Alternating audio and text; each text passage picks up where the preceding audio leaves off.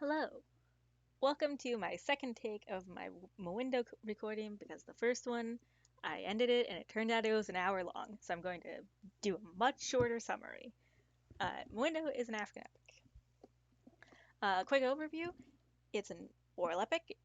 Traditionally is performed live through song, dance, all this other nonsense.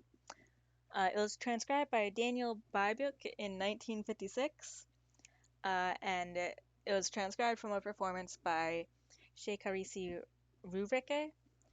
Uh, it was performed over 12 days worth of singing, dancing, miming, and narrating. It ended up getting translated and annotated in conjunction with Combo Matine to be published in 1969. And there's also one version of many. Like, there's many different variations. This is just the one that they managed to see all the way through and get written down.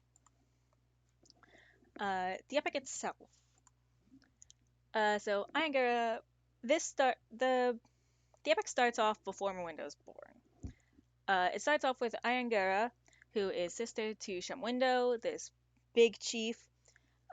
She's getting married to Mikiti, who is a chief of the water. He is a river spirit, god of water. Uh, During this, it goes into quite detail about how bridal payments work and what's expected. And Iangara gets sent away. This whole section is just to set up that. Then Shamwindo declares that he only wants daughters, and if he has any sons, he's gonna kill them. Uh, because he just doesn't want sons. His 7 wives all then become pregnant at the same time.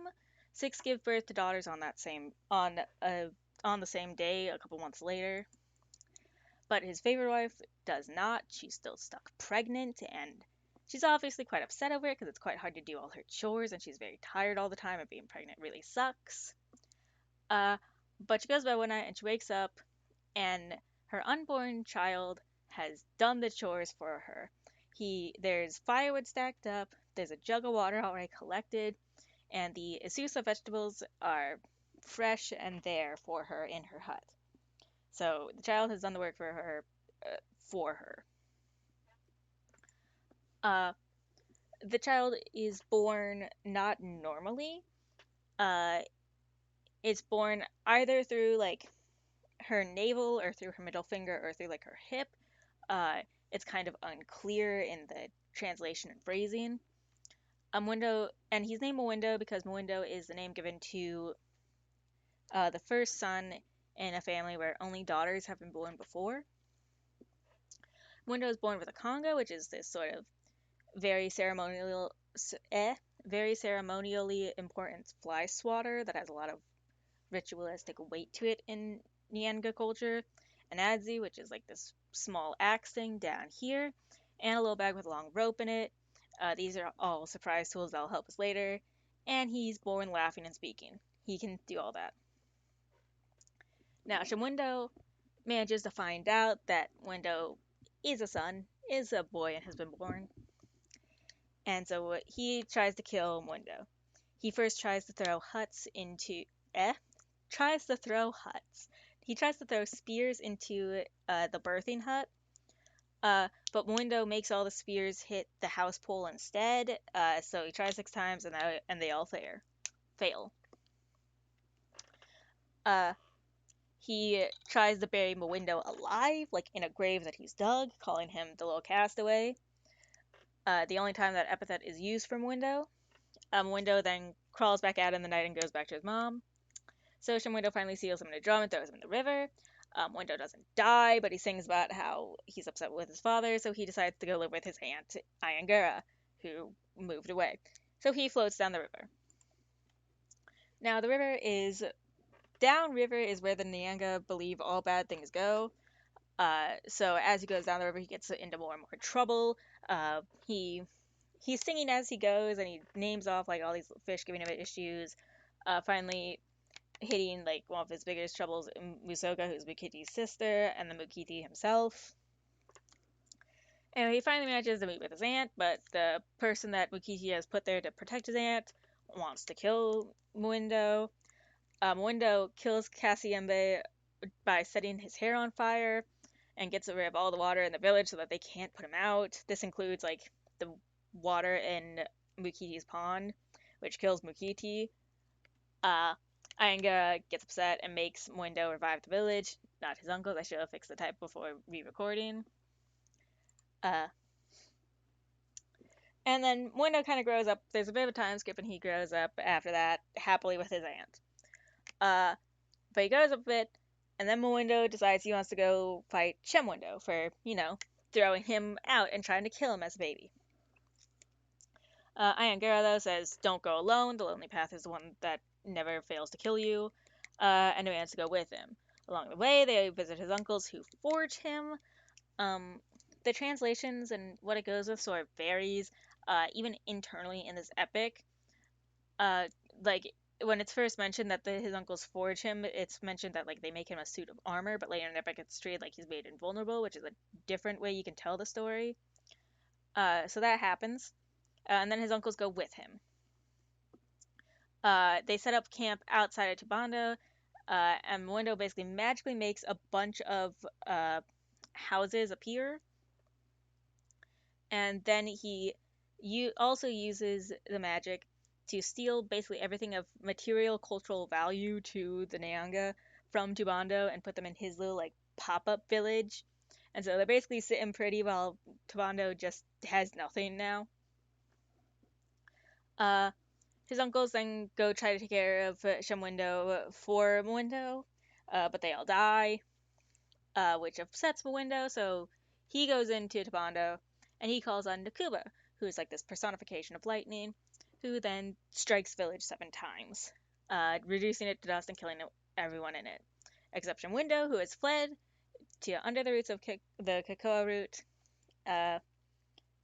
which leads to the underworld. Mwindo then revives his uncles on his aunt's request, and then he leaves to go also under the roots and chase Mwindo. On his way, he meets Kahinda, who's the daughter of Muisa.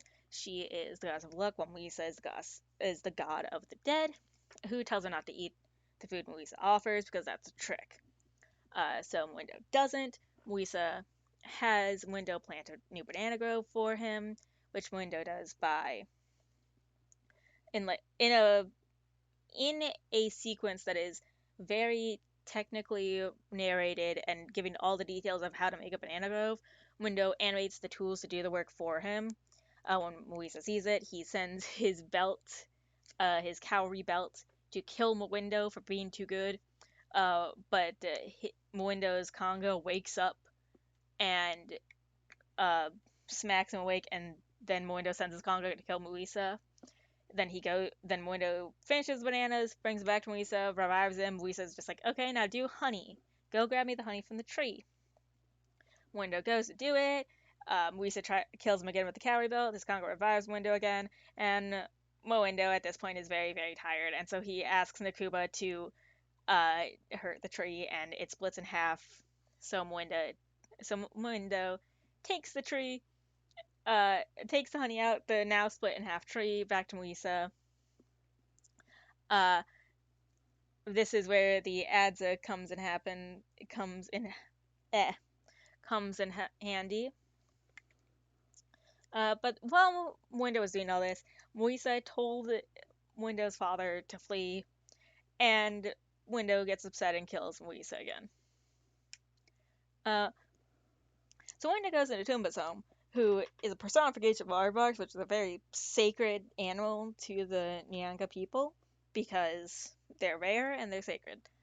But Mwindo has fled from Natumba's home, so Mwindo blows up Natumba's home with help from Nakuba again, and chases after him again. This time Mwindo finds Shabarungu's village. Now, Shabarungu is either just a powerful god or the creator god, because Shabarungu is an epithet, and it's kind of unclear whether they mean like the literal creator god or just a god. But now Shabarungu challenges Mwindo to play Wiki, which is a very popular gambling game that Nyanga men bet a lot on. Mwindo quickly loses everything he owns, except for his conga, and then when he finally wins his conga, he wins everything back, plus everything of Shebarangu's. And then finally, Mwindo catches Shemwindo.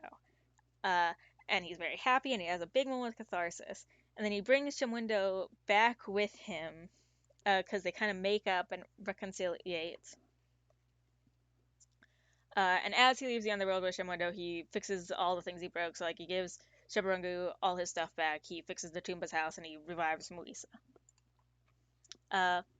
Mwindo returns home to Tabando with Shemwindo, and then he revives all the village on his answer quest. Now, they hold a gathering of all the chiefs in Shemwindo's land, and this is all very ritualistic. There's a good description of how this would go. They start off the gathering by like praising the chiefs before saying their pieces. First goes Shemwindo, who is prompted to basically confess all the things he's done, which he does. And then he also apologizes for it and says that he should not have done that. He's basically repenting. Then Ayangara says her side of the story as she understands it, basically from when Mwindo came to get her, and then scolds Shemwindo about his bad actions. And then Mwindo speaks, who has very little to say, but he says that like he's forgiven Shemwindo, he has no grudge, but they need to talk about what they're going to do next for good. Shemwindo then hands Mwindo the chieftainess. He makes him chief. He hands power to him. This is then goes into a different, very ritualized thing that's also very detailed, involving like dressing Mwindo in the chief's clothes while he's standing, involving like the white hide of a goat and this red dress, as giving him this scepter when he's sitting in like this fancy ritual chair, and then when he stands back up again, giving him like this bow, quiver, and arrows. And then for all the chiefs who came to see this, they give like a goat and a cow, and like Mwindo gets 4 wives, and then he gets more wives later when he goes around making blood pacts. Anyway, but after this, Mwindo's been chief for a while, and he gets hungry for some wild boar meat. He wants some. So he sends his hunters to get some. Problem is, the hunters encounter Karimu. Karimu is this monster whose name can also translate to dragon, who is said to have 7 eyes, or 7 heads, 7 eyes, 7 horns, the tail of an eagle, the teeth of a dog, and a large belly, and a black hide. And he's very monstrous. He eats 3 of the 4 hunters, but the last one escapes to tell Mwindo what happened. Mwindo kills Karimu, because surprise, surprise, and then the village cooks and eats him. They make sure not to waste anything, and like they specifically, one of the things they point out is cooking Karimu's eyeballs. Like they just waste nothing. Mwindo wants to make sure, or that they specifically says not to waste anything at Karimu. Problem: Karimu was Nakuba's brother, and Nakuba smells Karimu's eyeballs cooking and gets really upset. So Nakuba forces Mwindo into the sky as a punishment. There, Mwindo, it's very cold and there is no home, so he has to live nomadically with Nakuba. Nakuba takes him to Rain, who hits him with hail and harsh rain as a punishment. Nakuba takes him to a Moon, who burns his hair as a punishment. Nakuba takes him to Sun, who stretches him out like drying leather on very hot things as a punishment. And finally to Star, who summons Rain and Moon at the same time, and they talk to Mwindo and they say, hey, we get that you're a really big hero, but this was really bad of you to do. If you kill any animal ever again, you're gonna be back up here again, but this time forever. And then after that, Akuba takes Mwindo back down to Tubando, and Mwindo tells everyone what happened. It's been a year. He was stuck up there for a year. And then Mwindo lives happily ever after. At this point, the story ends. It ends quite ritualistically. The bard who performs it will traditionally in the Nyanga culture end it by sort of doing a quick summary of the morals of the story. So for Mwindo, there's 4. 1, there are no bad children. 2, heroism is good, but callousness is not. 3, you're always going to be more powerful working together than you are alone, because the Nyanga value kinship quite a lot. And 4, there will always be someone stronger than you. The Nyanga really hate boasting and all that. So when Mwindo spends most of the epic boasting, and when he's finally humbled in the end by learning there's something much higher than him that can beat him, that's what makes him like an acceptable hero for the Nyanga. Uh, some final thoughts on this. Uh, I really enjoy being able to read about an epic that has like such a different cultural background than what I'm used to.